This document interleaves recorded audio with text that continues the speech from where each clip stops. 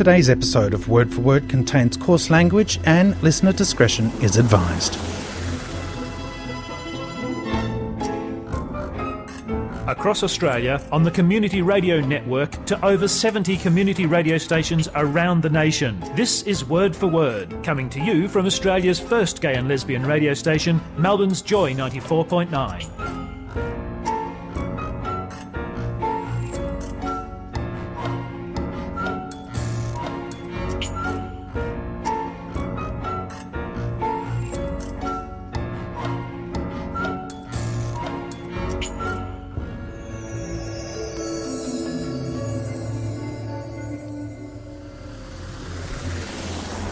Hello and welcome to Word for Word. Thank you very much for joining me today, Dean Beck with you.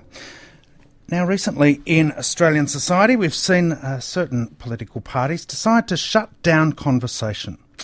It seems that if they don't like what we're saying, it's better that we don't have any conversation at all.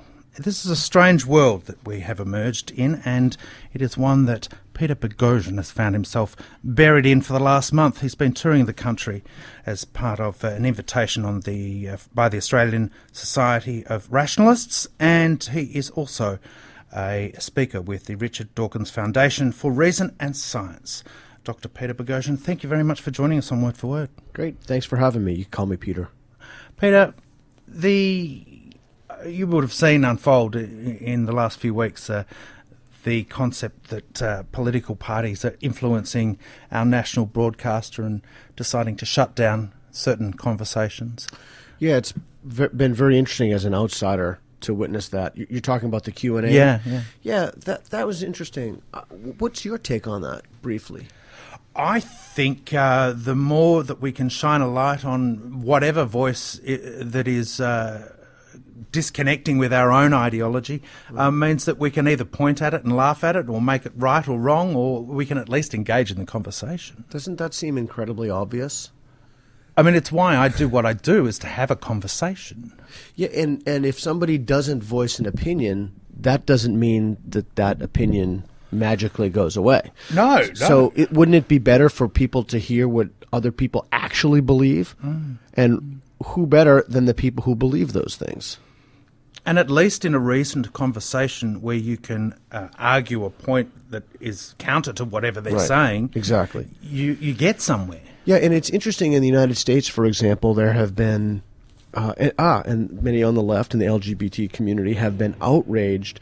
For example, I'm thinking of a debate between Michael Shermer, who's an atheist and outspoken skeptic, and Frank Turek, who's a Christian and a very, very outspoken one who's written a number of books. And the people, many on the left and many in the LGBT community, decided to not, if you want to protest something, that's fine, you protest all you want, but they wanted it shut down. So they didn't even want, and Shermer has been on record for a long time being a very vocal advocate of gay rights, LGBT. So it's really interesting that people don't even want that discourse to take place. I mean, that's it. Once you do that, it's not even a question about what one's position is. Once you say that one is not allowed to speak on something, you're batting for the wrong team.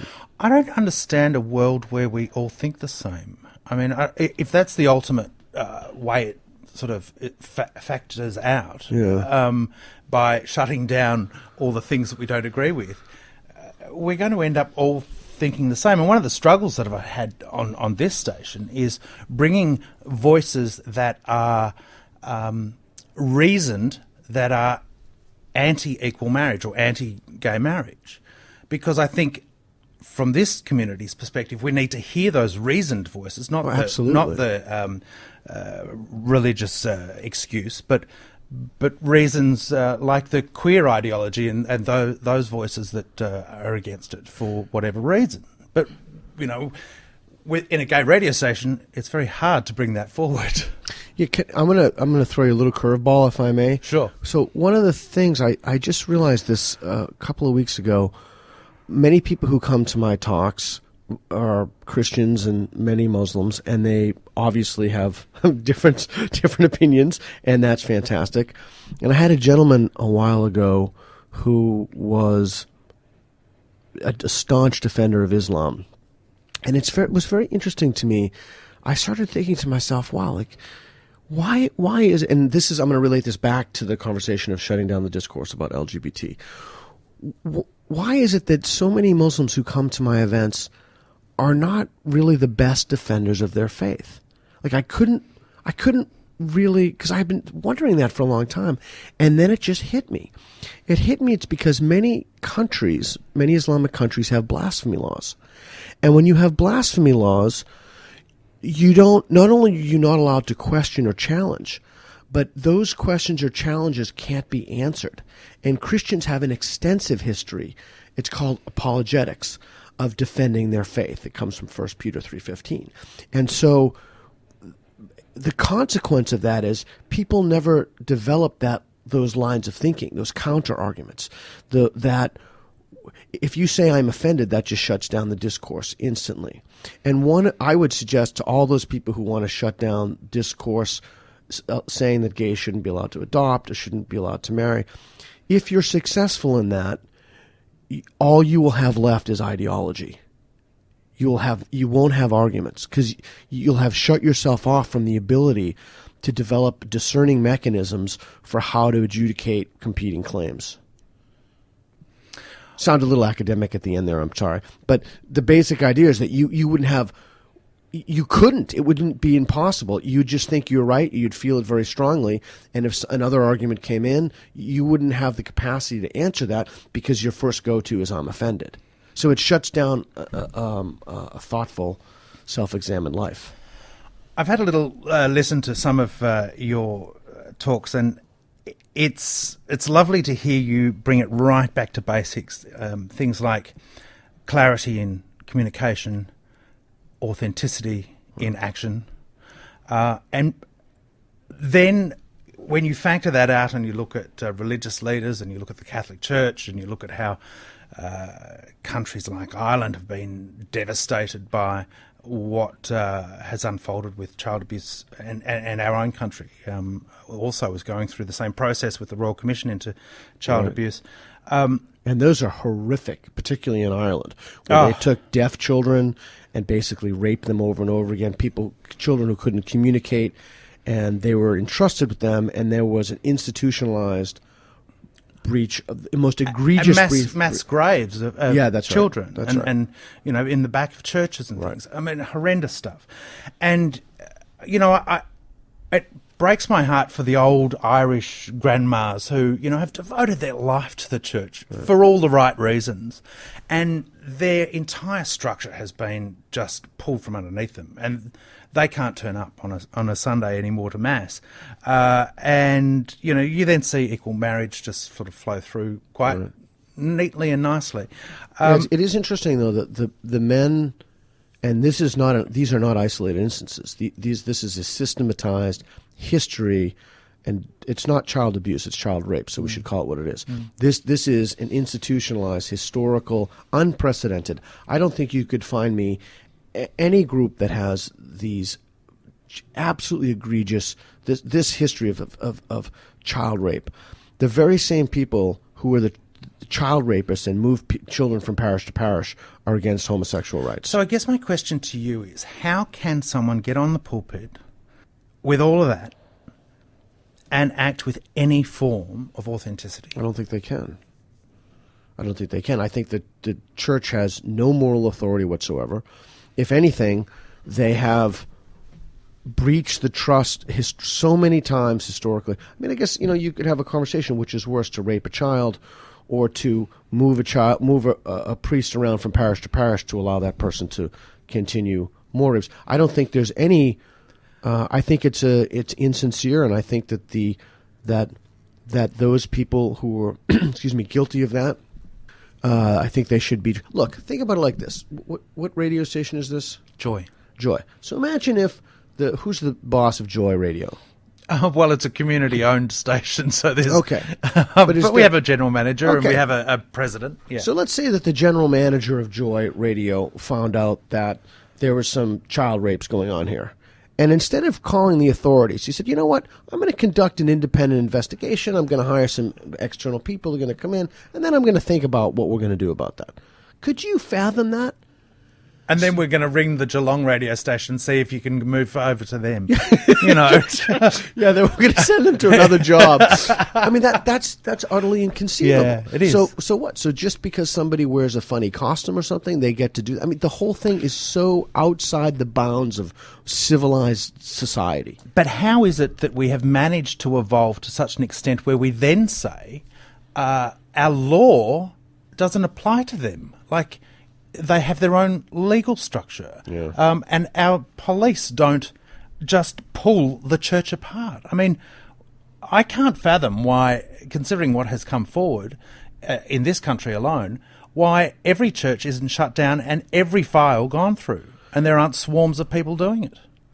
This is going to be a terrible radio answer, but I can't fathom why either. Yeah. I mean, I wish I could offer you some kind of argument, but it's unfathomable. I mean, it would be the same thing if it were Starbucks. You know, the baristas were on this institutionalized child rape campaign. Or IBM. Yeah, it would be the same thing. So I don't see... I think so often things are done in the name of religion in which people get a pass from those things. For example, if I may, I had a meeting with Islamic community leaders, and some of those leaders refused to... I'm thinking of one man in particular, refused to shake the hand of a woman. And we can certainly talk about that, the implications for that. But it's extremely interesting to me that we need some kind of a moral minimum.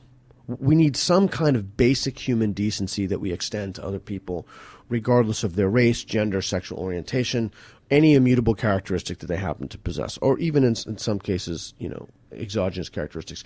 But we're not being honest about the problem, because if somebody says that they do it in the name of religion, oh, well, then suddenly it's okay, or they get a pass. And I'm saying you don't get a pass. That's not acceptable behavior in civilized societies. Peter Boghossian is with me. He is a philosopher and has been touring this country. What have you discovered about Australia, Peter? I like it. Very nice people. The thing that I found, the streets are very clean. Healthcare, high minimum wage. I think it's like $15. You have it's different from the U.S. in a lot of senses. I don't mean just, you know, pun intended, pedestrian senses of who walks on which side, but it's different because you don't have as much purchasing power as we do. For example, your dollar just doesn't go as far, but you have more livable cities. Safe, clean, no vibe of, you know, you're going to get your guns are another thing. You just don't have walking around Sydney or Melbourne isn't the same experience of walking around in New York City. Like you can get lost here and not have to worry about anything. Try that in New Orleans, Cleveland. East St. Louis. Yeah, look, there are spots that are a little rougher than others, but on the whole, yeah. And I've asked my host to show me those spots, and I said, "You're kidding me." All right, good comeback. Yeah, it's true though. There's just something. It kind of reminds me of Toronto a little bit. It's just very clean, and people are. It's a very civilized place. We're often compared to Canadians. I can see that. Yeah, I can see that. And what have you taken away from, I guess, the Australian behaviour of, you know, your average Australian? What a horrible term. But what have you witnessed? What have you borne witness to? So I can't speak for the average Australian because I'm only with rationalist groups and scientists and atheists. So everybody has been incredibly kind and incredibly welcoming. And I think that's one of the things, the misconception, if I may, about atheism, that either if you don't have God, you're somehow a mean person or nasty or vituperative or something. Yeah. And I will say the people with whom I've engaged in these communities, skeptical free thought communities, they do this because they care about other people. They do this because they see people trapped in delusional belief systems that are hurting other people. Like LGBT is a perfect example for that. And so people who are trapped in these delusional belief systems, they're doing cognitive psychologist Steven Pinker from Harvard says, people don't act because they don't have enough morality. They act because they kind of have too much. They're too morally motivated. So they do these things. And what they need to realize is that their behavior is very hurtful to some people. And they need to take a step back and ask themselves sincerely and honestly why they believe what they believe. And do you really believe in a talking snake? Do you really believe that Jesus walked on water? And you need to be sincere with yourself in response to those questions. How do you walk around the US without a bulletproof vest? I mean, I've interviewed Bishop Gene Robinson, the first Episcopalian bishop to be consecrated, and he had 3 FBI agents standing behind him as he was paraded into his consecration, wearing a bulletproof vest, and a whole contingency plan put into place should any of the threats against him have taken place on that day. How do you get around the US safely? Well, fortunately, I live in Portland, so that helps. That's like a secular bastion. And I make sure to be blunt but never disrespectful. So I'm always honest, and if I make a factual claim that's wrong, I change my mind on it if people show me that it's wrong. I don't do crazy things like draw pictures of the Muslim prophet Muhammad. And so I have certain lines that I do not cross. I have an app coming out that teaches people how to talk others out of faith and superstition and into reason. It's at atheos-app.com. I'll get that off you again later. Okay, yep. And so even in that, I was very respectful. It's a way to be. It's walking a fine line between being blunt and forthright and honest, but yet not crossing that line into being disrespectful. Why do so many people consider clarity as being an affront to their person and shut down and go into this hyperventilating, you're bullying me, when all you're doing is being clear? That's an excellent question. That is a truly good question. So one of the things that I've been doing this trip is I've been asking people, do you believe, the people with whom I've debated, engaged in panel discussions in Brisbane, etc., do you believe that there was ever a talking snake? Now, it is amazing how people will refuse to answer that question. There is nothing confusing about it. It's not a trick question. And I'm being very sincere because I need to know if they believe in a talking snake. Because if they believe in a talking snake, it's a very different type of conversation. Sure. But they're not clear. They obfuscate. Or so with my Muslim interlocutors, I'll ask them a very simple question. Do you believe women should be stoned for adultery? This is not a trick question. This can be answered within 1 second with a yes, no, or I don't know. And it is fascinating how people refuse to answer that question. Even when after they go off on some tangent, you politely bring them back and say, well, that was all very interesting, but do you think women should be stoned for adultery? And if they refuse to answer it again, you can model the behavior of clarity and say, look, why don't you ask me the question? So why don't you ask me the question right now about women in adultery? Do you think that women who act in adultery should be stoned to death? No. There you go. See how easy that was? Yeah. Totally clear. I didn't have to tell you a parable, a riddle. I didn't have to talk about the life of the Prophet Muhammad. I have to do any of that stuff. A very simple question. But yet there is something that either people, they don't want to be honest with themselves, or they realize how ridiculous it sounds, or they fear that it's going to, I don't know what it is, but it's amazing how people will not answer that question directly. And even questions around literal interpretation, of the Bible, and how that is then picked and chosen, and they work out which bits they want and literally interpret, and then the other bits that they don't quite want, they'll have some philosophical interpretation of. And it's like, well, you can't have a bit of this and that. It's... Well, see, that's the thing that we need to be honest about, is when people make these kinds of claims about reality, they're doing just that. They're making a claim about reality.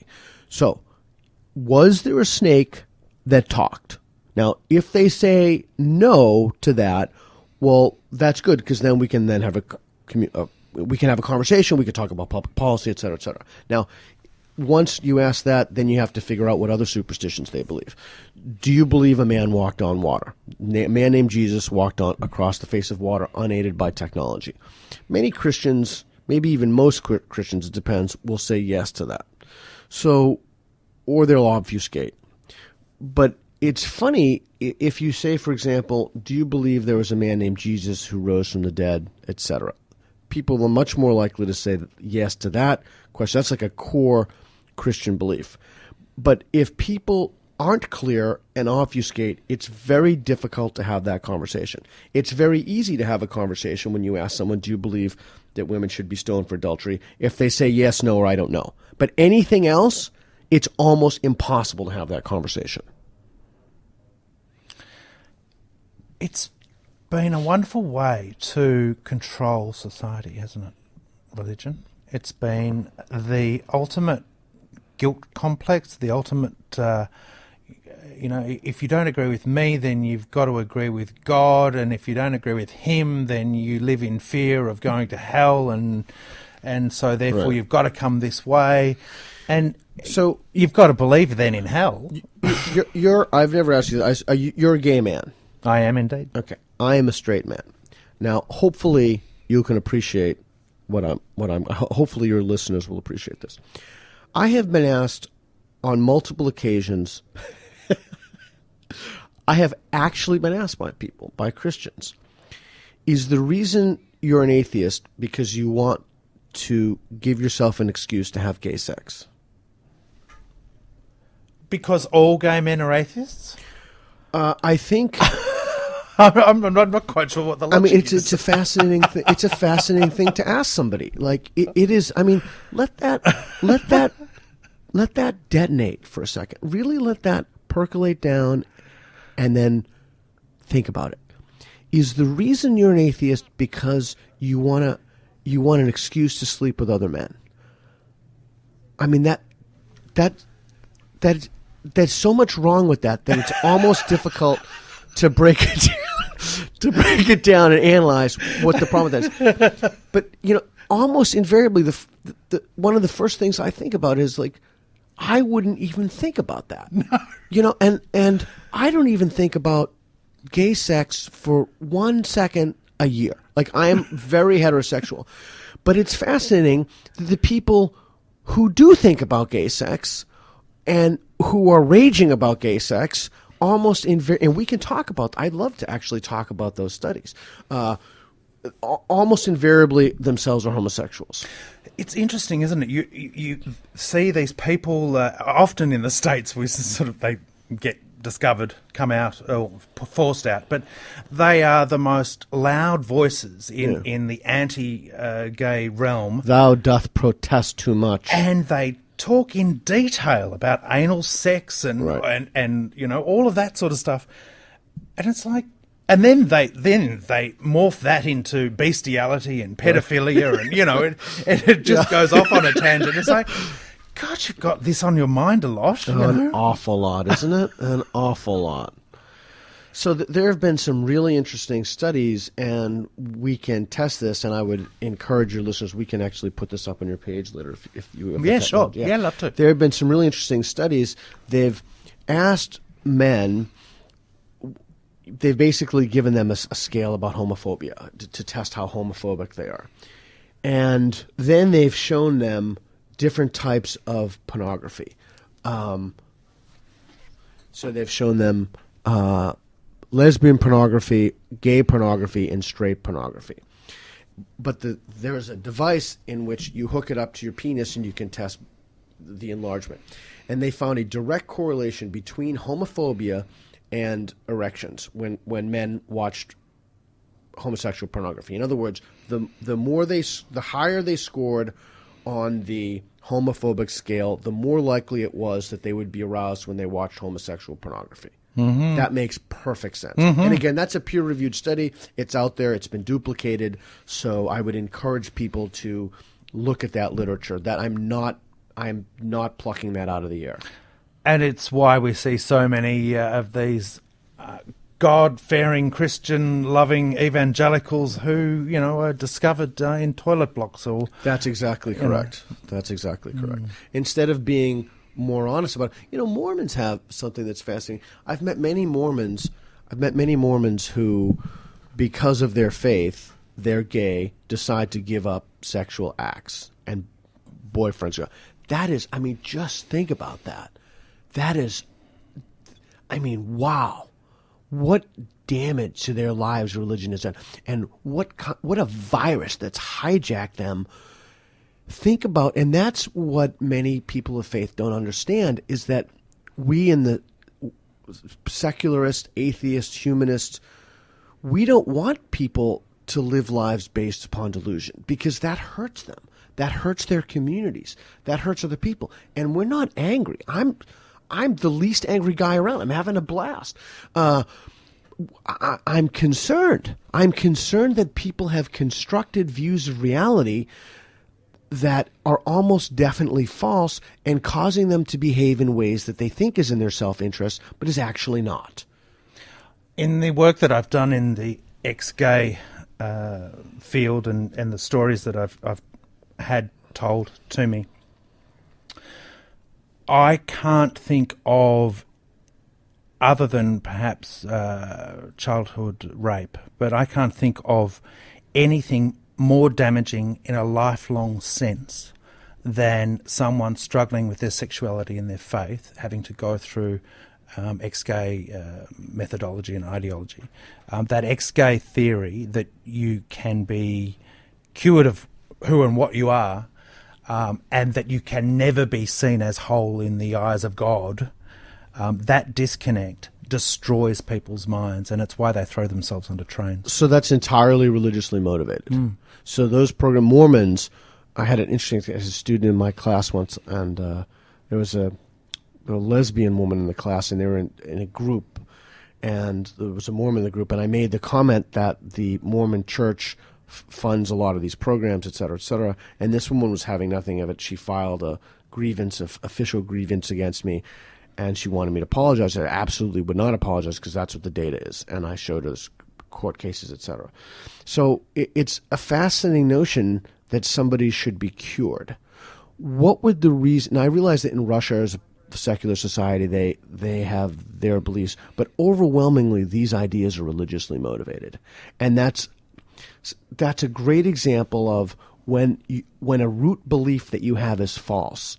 All beliefs that follow from that, like your belief structures, you can look at it like a tree, and if the base of the tree is Jesus rose from a tomb, then the branches and the twigs and everything that stems from that it's like down a rabbit hole of delusion. Like those are all specific claims about the world that will be false. So homosexuality in the context of this conversation being one of those. So to be cured of that concept is because the root belief is wrong. That's also why many people who deny anthropogenic global warming also have similar view. They're not entirely religious, but their fundamental motivations are either religious or they belong to these religious communities.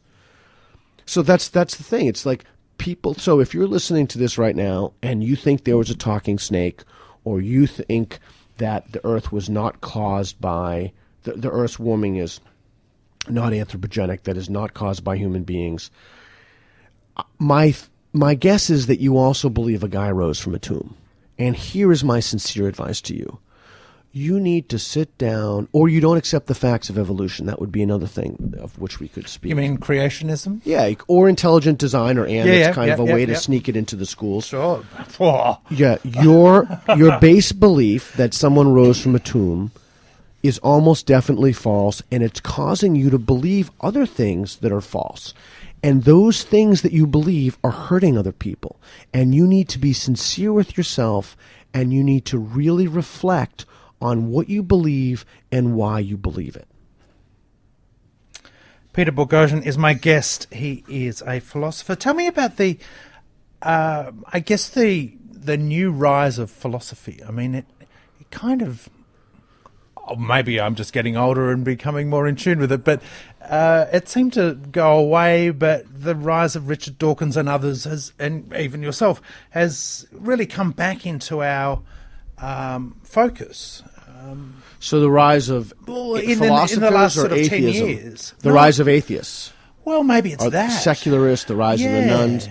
So there were a group of people who put out a series of books, Sam Harris being one of them, Richard Dawkins, The God Delusion, Dan Dennett put out some fantastic books on this, and then the late Christopher Hitchens.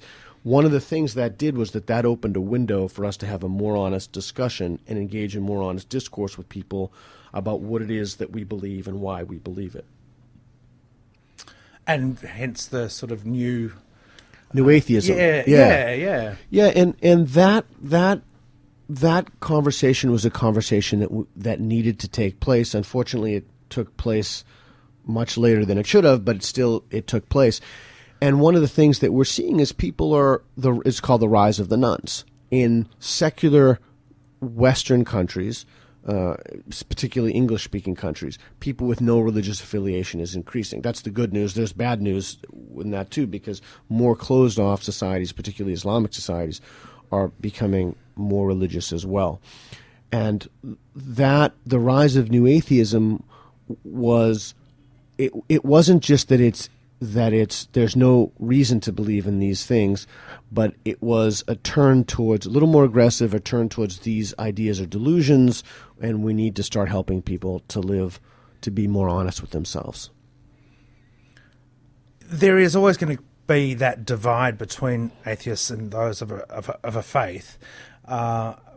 There seems to be more radical in both, though. And I know you've spoken online about the breaking up of the atheist movement, and I guess if you look at the Islamic movement, we've got the moderates, and then there's the fringe, of course, and there are in the Christian churches as well. So is the atheist movement going to implode or crumble apart, or why is this disconnect between it as the alternative? At least get your shit together on that side of things if you're going to be the counter to religion. Do you know what I mean? Yeah, I've never, this is not going to make me popular with the atheists, but I've never understood why there's an atheist movement at all. It'd be like, why? Because it's counter-religious, sort of. I mean, it's like, because in some instances it's risen up almost as a religion. Well, we don't need a movement for that. I mean, people just need to. If I were to say, are there some groups that we should be funding?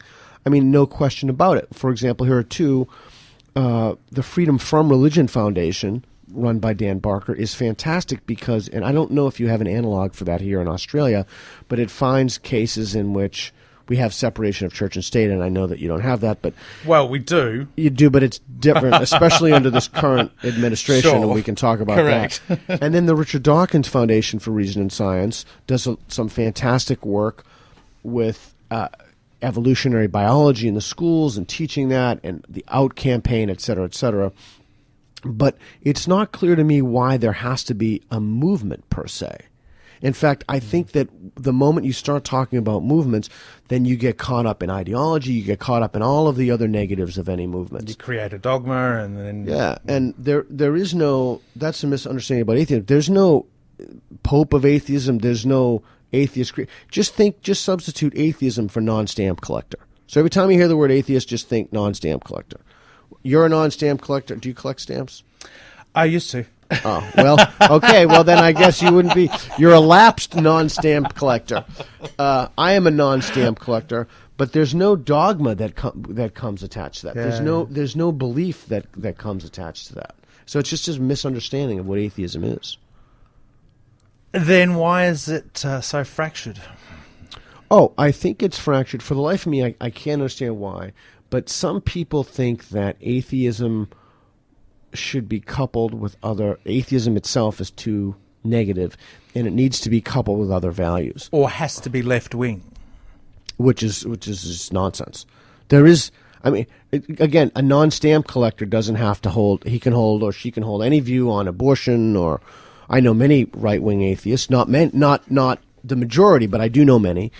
And so I think a lot of that comes when they think atheism has to be bundled with a suite of other moral positions, or I don't know why anybody would think that, but we have humanism for that, so we don't need anything else. The movement was called Atheism Plus. and then even there you see an incredible, like, the defining characteristic in my mind is not that these beliefs are tied to other things that people consider to be moral virtues like feminism, but it's characterized by its mean-spiritedness and lack of civil discourse. It was interesting to see a few articles in the papers recently about women saying that men should stop calling themselves feminists. Really? Why should they do that? Because they're men. Oh, that's interesting. You would think that the people you would want most on your side are those who are most unlike you. Apparently not. Well, I think that that's a really unfortunate attitude. I think that's a very divisive attitude. I don't think that is going to help anybody achieve any goal that they're looking for, unless their goal is to be divisive. Well, we have one of Australia's most prominent feminists in this city, at Melbourne University, who says that transgender women should stop using their white male power. Yeah, that's interesting. Choose, there are interesting controversies about that. Who's considered a quote-unquote real woman? Just obnoxious, I reckon. But anyway. Yeah, so back on that. So you and I are, I'm not even going to put myself in this. We can have substantive disagreements about that, but what's absolutely essential is that individual be allowed to voice concerns, and sunlight is the best disinfectant. Mm-hmm. So if people don't like that, they can go on a radio show and talk about that, right? They can hold a protest. They can hold a counter demonstration. They can challenge the person to a debate. But what they ought not to be doing is firing the person, or having a campaign to fire the person from the university, or if she or he wants to make those positions, bringing in a bullhorn and shouting down. So those sorts of freedoms are fundamental, and what we see is this rise of the social justice warrior, the rise of the militant leftist that wants to shut down those discourses, particularly as it's in academia, and I've been the victim of those things myself. That militant left movement is very loud, hard to engage with, and divides communities. Unquestionably. I find them... So here's the thing. So I will go to talks, and I will engage, I don't even know how many thousands of people. I countless. And overwhelmingly, there are exceptions to this. Overwhelmingly, the Christians with whom I engage, and I just put a tweet out the other day about this, and I thanked my Christian opponents and debate partners and panelists. They've been very respectful. We have a fundamentally different view about the nature of reality. But, I've had beers with them before and after my events, and it's been fine. And good dialogue is fun to engage in, Yeah, and it's fun, and we need that to we need that to sustain our democracy. We simply cannot have, nobody has a right to hijack the discourse. Nobody has a right to say, well, it's wrong to even voice another opinion, and we need to silence somebody. Those are very disturbing trends, and people think that it's very similar to faith. People think they're better people because they shut off the discourse. If you want to shut someone down from speaking, you are not a better person, like the Q&A thing we started with. We need to know what people actually believe. And rather than have somebody else tell us what someone believes, it's best to come from the person themselves. So if a person thinks that a woman should be stoned for death, I actually would like to know that. I would like to know what they believe, because then I would like to know how we engage people who hold these radical beliefs. And many on the left are, that's, by the way, this is a very interesting conversation. I've been thinking about this for a while. That's the schism in leftism. The schism in leftism deals with how we deal with Islam in particular, and what are the tools that the left uses, I shouldn't say the far left. What are the tools that the far left uses and should use to promote their ideology and their political agendas? And right now, it's been caustic, acerbic, vituperative, mean-spirited. It's been loud, it's obnoxious. been loud. It's been obnoxious. It's been the antithesis of civility. And we can't have discussions with believers if we can't even have discussions among ourselves. And it's not very well argued. Well, it can't be. It's yelled, Yeah. but it's not well argued. Okay, but this ties into what we talked about Right. before. It can't be well argued because they have the offense card. Yeah, and yeah, they've yeah. played that so much that they don't know how to make an argument. They've lost the ability not only to make discerning judgments about things, but they've come to accept their ideology as kind of a cult. It's a myopic thing. They think it's absolute and it's true, and anybody who challenges that is kind of a secular blasphemy. But the consequence of not engaging arguments and ideas and shutting down the discourse is that you lose the ability to do so. So we're now dealing with infants. We're dealing with intellectual children, and the only place for these intellectual children of atheism plus, etc., is at the kids' table. They should have no voice in adult conversations. They're not capable of it. But we should also welcome them back into the fold, and if they want to sit at the adult table and have rational conversations, then they can bring their evidence, and if they want to not yell and not scream and not pout and not pound their hands into the table, we will welcome them back at the adult table to have these civil conversations. But if they're not capable with that, then they need to go to the kiddie table and play over there. One of the most powerful things is for someone to have changed their mind and stepped forward to say so. Absolutely. We had a premier in this state who was one would term him a right-wing premier, and outspoken, reasonably so, against gay rights, who has done a full 180 and is now our biggest advocate. And Fantastic. And they should be lauded. And every time he gets an opportunity to speak in our favour, he mentions his turnabout. Excellent. And those people are few and far between, actually, but also the most powerful because they give others the right to change their mind. Yeah, and we need to make that's a core idea of critical thinking and rationality. We need to make belief revision a virtue. We need to make it so that individuals who change their mind on the basis of evidence, that's a good thing.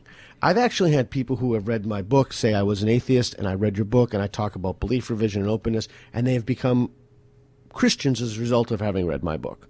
And so maybe that's the result of a more, I mean, it's interesting. It's hard to say what that's the result of, but I don't think self-reflection can ever be a bad thing. Being more honest with yourself, and if someone says, like, how do we change the culture? So when someone says, hey, you know what, I used to believe this, I don't think there's enough evidence for it, now I believe this. And it's okay to change your mind. It's fantastic to change your mind. I've changed my mind about tons of things. But somehow we're grown up to think that that's wrong. Yeah. And more often, we will hold a position even though it's in conflict with our core values. Yeah, it's interesting, isn't it? And so I guess one of the questions becomes, should we be comfortable with all of our moral beliefs? Like, what if we have a moral belief we're just not comfortable with? For example, there are passages in the Bible about beating one's children. You know, at what point do we say, okay, how do I figure out what to do morally? That's Socrates' question. What sort of life ought I to lead? I mean, that's really the ultimate question that we're talking about here. So take one quick step back. So if you don't have a 2,000-year-old book to guide you, how else do you do it? It's through reason and rationality, and through evidence. You trust the evidence. You look at the evidence, and then you evaluate the evidence, and you don't extend the confidence in your belief beyond the warrant of the evidence. And on the most part, we're kind of governed by some basic framework that keeps us on track anyway. Why have we been made to believe that we have to believe in one of these old theories to keep on the moral track? That's a great question. There are so many responses to that. Some people think, I don't know is that my ultimate response. I think it's probably, there are a lot of variables and it's covariant. I'm sure it's very, very complicated ultimately. I mean, we can hypothesize about an evolutionary predisposition, but I can tell you how we can nip it in the butt. One way we can do that is that we can remove tax-exempt status from religious organizations. Yes, please. Yeah, thank you. So once that's done, then I think that the ability of those organizations to propagate their ideology and fuel their silliness, in some cases it's quite dangerous silliness, will be crippled. So that's the first order of business. There are other orders of business too, but that's right up there at the top. And all of the other franchises. I mean, so many religious organizations have businesses that are money earners that, because it's under Scientology, right? Well, they don't have to pay tax. It's just out of control. But we can do something about that. For example, here in Melbourne, the Sex Party and Fiona Patton is trying to do something about that. So we have leaders in our communities who are trying to make a difference. Yes, yeah. How else do we make a difference?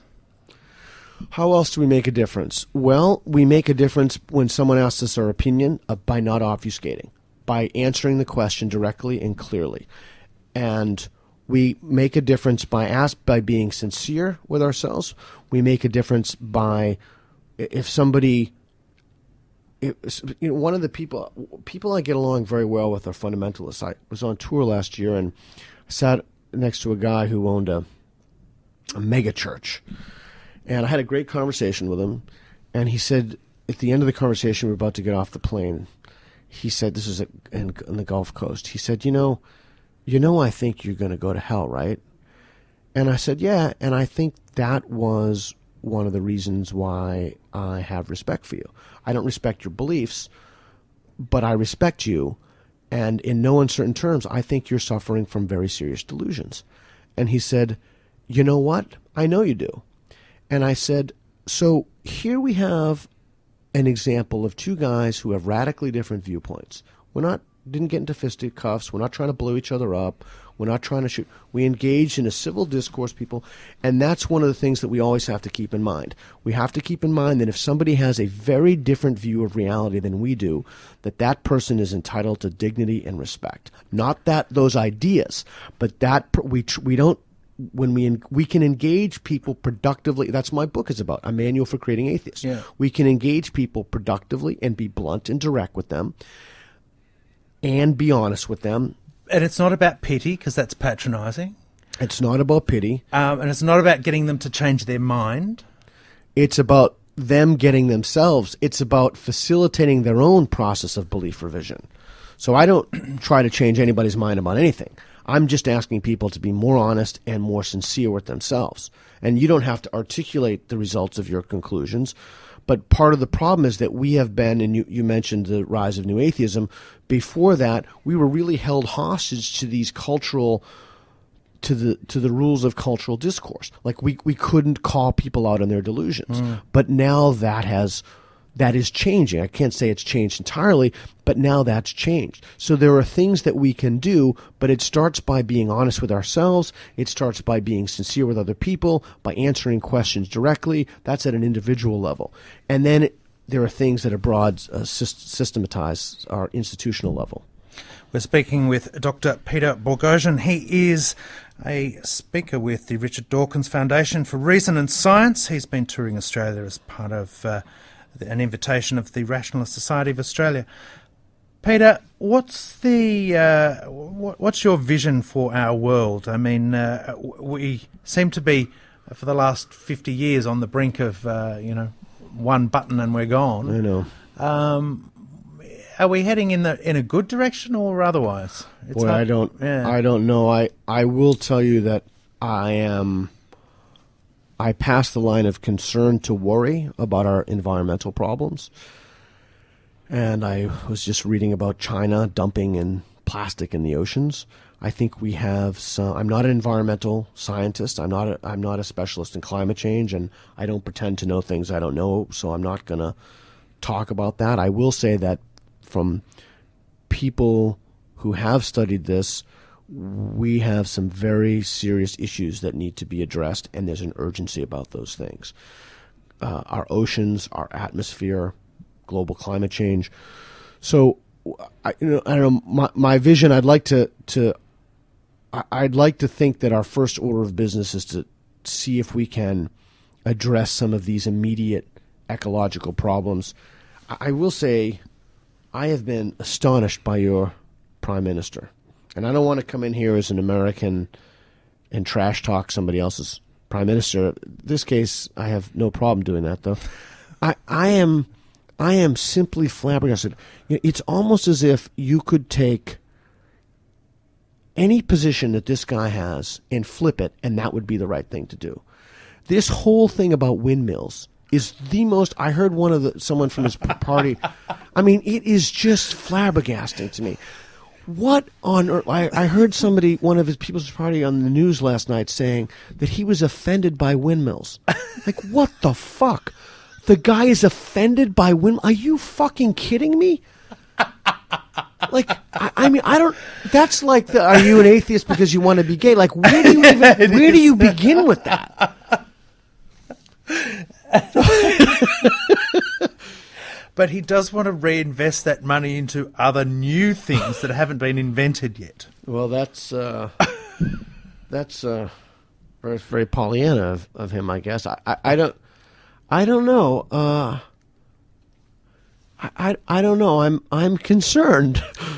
I'm concerned that he has a lesbian sister who wants desperately to get married, and he's not interested in that either. Right. So, I mean, that might be an example of what Christopher Hitchens talked about, that it takes religion to make someone do really bad or really stupid things.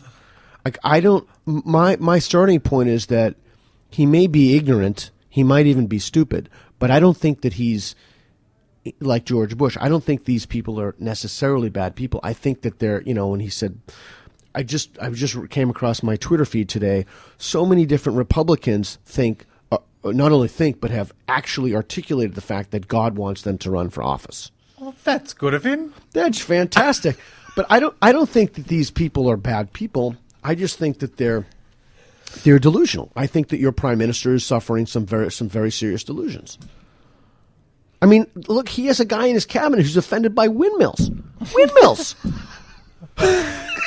Meanwhile, 3,000 people here die from cold deaths, and Someone said to me last night, "Can we have Russia back, please?" I mean, isn't it more honest to say, you know what? And I don't know what his pathological aversion or hatred of windmills is. I can't fathom it. But isn't it more honest to say, well, you know what? I've taken money from the coal industry. That's a guy you can have a conversation with, because then you're dealing with somebody who's more honest and about their beliefs and saying, look, of course I'm not offended by who could possibly be offended by windmills, but I've taken a certain amount of money from these industries and I've decided that it's in my best interest and because I want to get reelected. Then you can say, well, you know what? I respect this guy. I don't like these positions, but at least he's being honest. He's not saying asinine things like he's offended by windmills. I mean, I've never even heard of such a thing. It's interesting, isn't it? If politics is the art of compromise, that can only be done in an authentic space of honesty, because if you're not acting or if you are acting disingenuously in your compromising, right, the outcome theoretically can be horrendous. Yeah, that's right. That's also a similar problem with faith, in that faith is like the horse in Alice in Wonderland that rides off furiously in all directions. Like, it will lead you to arbitrary conclusions about everything. Everything. Because it was based on a foundation that was factually incorrect anyway. Yeah, that's right. And the real tragedy is that people who think that they're doing the right thing have actually led them away from their own well-being and the flourishing of their own communities. And they're sticking to these beliefs and they think it's a good thing. And as we've said repeatedly, they are hurting other people, and LGBT is a perfect example of that. Peter Boghossian, it's been a delight to converse with you. Thank you very much for joining us today. Thanks for having me. There'll be links to Peter's app and some of those other things that we mentioned in the interview on our website. You can find a podcast of this interview available for download from Joy's website, joy.org.au. And if you would like to correspond with the program, we would love to hear from you. Send us an email, wordforword@joy.org.au. I'm Dean Beck. You can follow me on Twitter @DeanBeckOnAir. And Peter, what's your Twitter? Peter Boghossian, PeterBoghossian. That will be on our website too. Till next time, keep well, take care, bye-bye.